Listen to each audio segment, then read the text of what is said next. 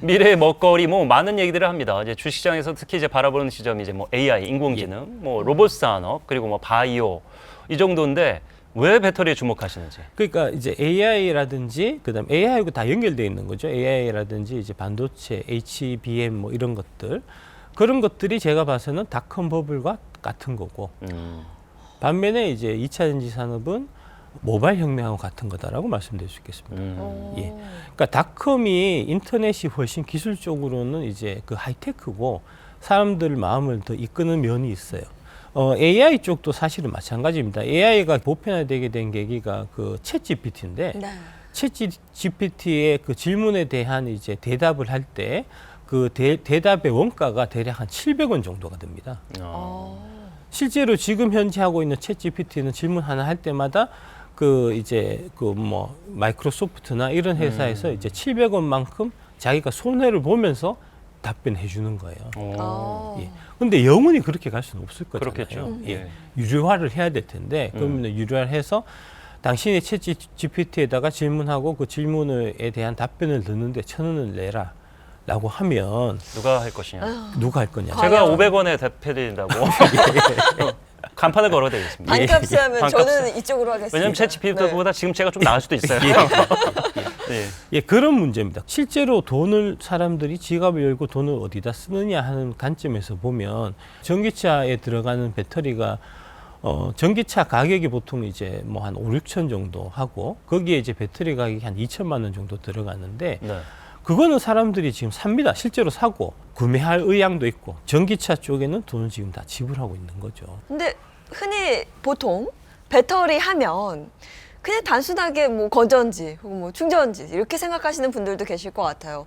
배터리에 뭐 그 이상이 있겠어라는 생각도 하실 것 같은데 작가님이 이야기하고 싶은 그 배터리는 정확히 어떤 건가요?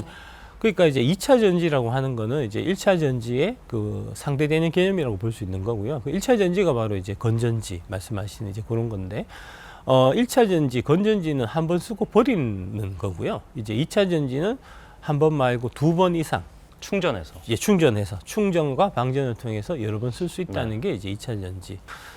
기술적인 뭐 이런 이제 하이테크 이런 느낌으로 보면 2차 전지는 그렇게 하이테크적이지 않아요. 오히려 되게 로테크에 가깝거든요. 예.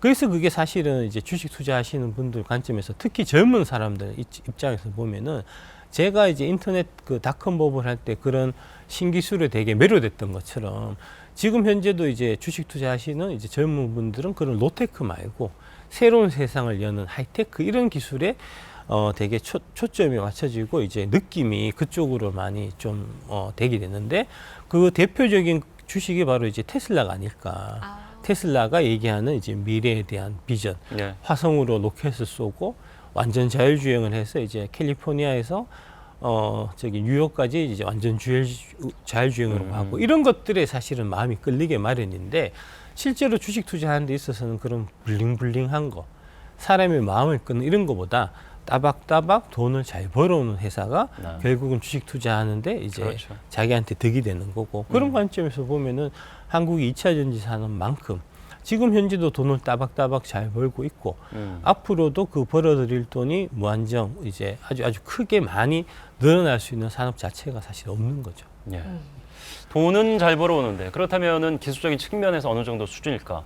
사실 예전에 생각해보면 휴대용 그 배터리가 교체형이었어요. 그래서 뭐 2개, 3개 갖고 있다가 맞아요. 갈아 끼우고 막 그런데 요즘 이제 내장형으로 바뀌어서 과연 수명이 얼마나 길게 가느냐, 열은 얼마나 적게 나느냐, 또 이제 충전식은 계속해서 기능이 떨어지잖아요. 그 기능이 얼마나 지속될 것이냐, 이걸 이제 관점으로 본다면은 수준은 어느 정도 있습니까? 한국 배터리가?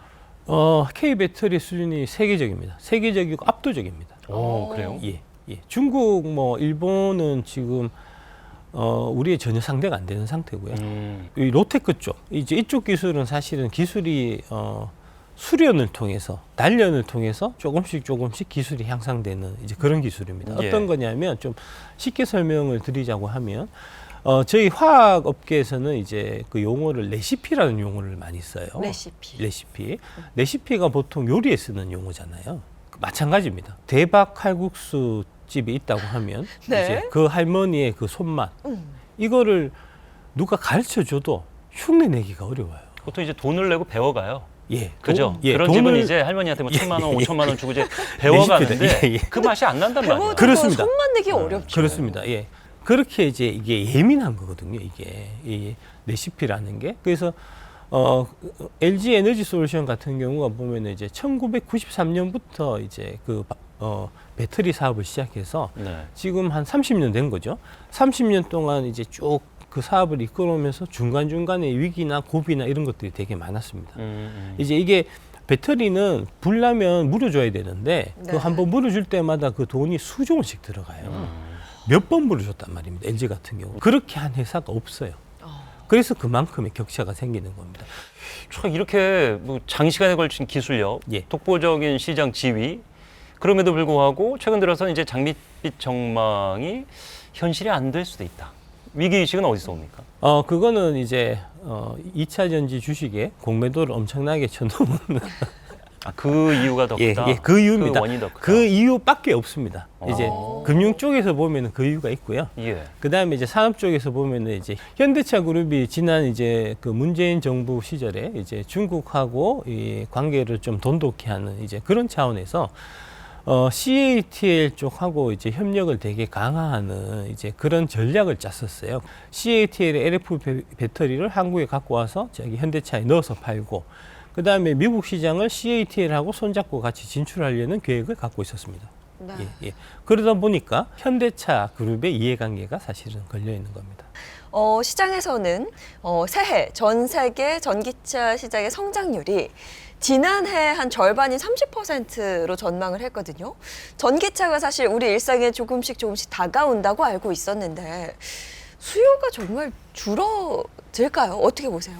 23년도에 이제 전기차 그 판매량 증가세가 대략 30% 후반 정도입니다. 예, 그러니까 증가세는 좀 둔화됐다 이렇게 그렇습니다. 예, 네, 증가세는 네. 둔화된 게 예. 맞고요. 근데 이제 증가세가 둔화됐는데 그게 어디 시장에 증가세가 둔화됐느냐 하는 게 사실 더 중요합니다. 아, 그렇죠. 예, 예. 작년 전기차 전 세계에서 팔린 것 중에서 대략 한 60% 정도가 중국에서 팔린 겁니다. 이미 많이 보급이 된 거거든요. 그러니까 중국 같은 시장은 당연히 성장세가 둔화될 수밖에 없는 네. 거고, 우리가 주력을 하고 있는 유럽과 미국의 성장세가 이제 가속화된다고 하면 그건 우리한테 좋은 거잖아요. 네. 저도 사실 그 차량 교체를 할 때가 됐어요. 2007년식 가솔린 차량을 아직도 제가 밀고 다니거든요. 예, 예. 이제 더 이상 고치기 힘들어서 예. 그냥 밀고 다니는데 예, 예, 네. 예. 어떻게 바꿔야 될 것이냐. 근데 좀 부정적인 시각을 많이 얘기해줘요, 주변에서. 왜냐면 보조금 옛날보다 없고 뭐 안 주는 데도 있고 그렇고 경기 침체 이렇게 오래 갈 건데 뭐 그 비싼 차를 뭐하러 살려고 그래? 그리고 인프라가 없는데 너 충전 어떻게 하려고 그래? 이런 우려들. 우리나라에선 이런 우려들 때문에 지금 판매가 저조한 거 아닙니까? 그거는 이제 정부의 잘못이 있는 거죠. 그건 다시 정부 쪽으로. 예, 정부가 해야 되는 거죠. 유럽에서 가장 이 전기차 전환 속도가 빠른 나라는 이제 노르웨이인데, 노르웨이는 23년도에 한 85% 정도가 전기차였어요. 노르웨이는 지금 국가적으로 이제 2025년부터는 전기차만 팔 수 있게끔 이렇게 지금 계획이 잡혀 있거든요. 정부에서 의지를 갖고 그 관련된 정책을 하기 때문에 그런 거잖아요. 그러니까 충전기 보급을 누가 해야 됩니까? 국토부에서 담당해서 해야 될 일이잖아요. 그런데 국토부가 지금 자기가 맡아서 해야 될 일 안 하고 있는 거 아닙니까?